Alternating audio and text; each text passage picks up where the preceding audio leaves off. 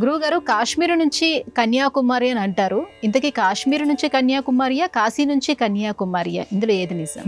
రెండు వాడుకలో ఉన్నాయమ్మా. అయితే యథార్థంగా చెప్పాలంటే కాశ్మీర్ నుంచి కన్యాకుమారి. ఎట్లా మనం దీన్ని కొంచెం వివరణ చేద్దాం. మామూలుగా మన భారతదేశ చిత్రపటాన్ని చూస్తే పైకి ఉత్తరంగా కాశ్మీర్, కింద మనకి కన్యాకుమారి ఉంటుంది. కాబట్టి కాశ్మీర్ నుంచి కన్యాకుమారి, ఈ కాశ్మీర్ నుంచి కన్యాకుమారి వరకు ప్రయాణం చేయటం.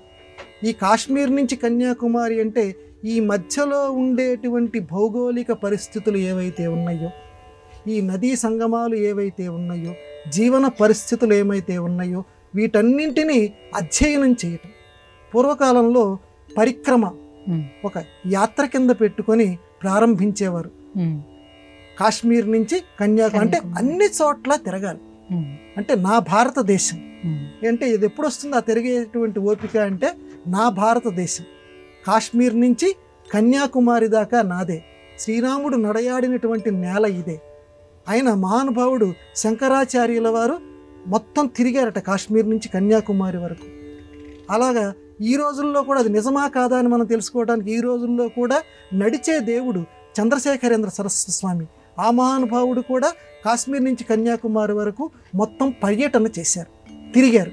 ఎందుకండి అలా తిరగటం వల్ల ఏంటంటే మనిషి ఎప్పుడూ కూడా తిరిగితే వాడిలో లోకజ్ఞత పెరుగుతుంది. ఏ నిమిషంలో వాడిలో ఆ చైతన్యం వాడిలో ప్రాదుర్భవిస్తుందో తెలియదు. ఎక్కడ వాడికి ఆ గొప్పతనం వాడిలో ఆవహిస్తుందో తెలియదు. ఈ పవిత్ర భూమిలో నువ్వు తిరగకుండా ఇంట్లో కూర్చుంటే నీకు అది జరగదు.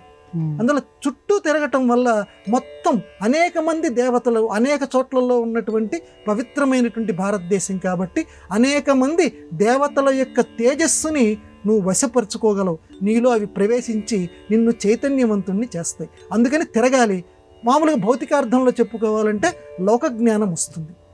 నా భారతదేశము అనేటువంటి ఒక దేశభక్తి మనకి వస్తుంది. అందువల్ల కాశ్మీర్ నుంచి కన్యాకుమారి వరకు తిరగమన్నారు. కాదండి ఇది కాశీ నుంచి కన్యాకుమారి, రెండిట్లో కన్యాకుమారి ఉంది కానీ ఆ మొదటి రెండు మారిపోయాయి. కాశీ కూడా ఉత్తరప్రదేశ్, ఇది కూడా ఇంచుమించు ఉత్తరంగా. అక్కడి నుంచి కాశీ నుంచి కన్యాకుమారి అంటే నువ్వు వెళ్ళటమే. ఇప్పుడు కాశ్మీర్ అంటే కొంచెం వెళ్ళటం ఇబ్బందిగా ఉంది కాబట్టి పోనీ కాశీ వరకు వెళ్ళి కాశీ నుంచి నీ యాత్ర మొదలుపెట్టు. కన్యాకుమారి వరకు ముఖ్యమైనటువంటివి ఏవైతే ఉన్నాయో వాటన్నింటినీ చూసుకుంటూరా. ఎందుకంటే కాశీ అనేది విశ్వేశ్వరుడికి, అన్నపూర్ణకి, విశాలాక్షికి. అంటే యాత్ర అనేది చాలాసార్లు చేయాలమ్మా. ఒక్కసారి చేస్తే నీకు అన్నీ వచ్చేసేవి. అంటే పరిక్రమ తిరగటం అనేది అనేక సార్లు ఒక్కొక్కసారి ఒక్కొక్క దృష్టితో తిరగాలి. భౌగోళిక దృష్టితో ఒకసారి తిరగాలి, ఆధ్యాత్మిక దృష్టితోటి. ఇక్కడ కాశీ అన్నపూర్ణ, ఇక్కడ కాశీ విశ్వేశ్వరుడు ఉన్నాడు. ఈ కాశీ విశ్వేశ్వరుడికి సంబంధించినటువంటి క్షేత్రాలు ఈ కన్యాకుమారి వరకు ఎన్ని ఉన్నాయి ఒకసారి యాత్ర మొత్తం నేను అన్నీ చూడగలుగుతున్నానా అంటే గొప్ప సాహసమైనటువంటి యాత్రే.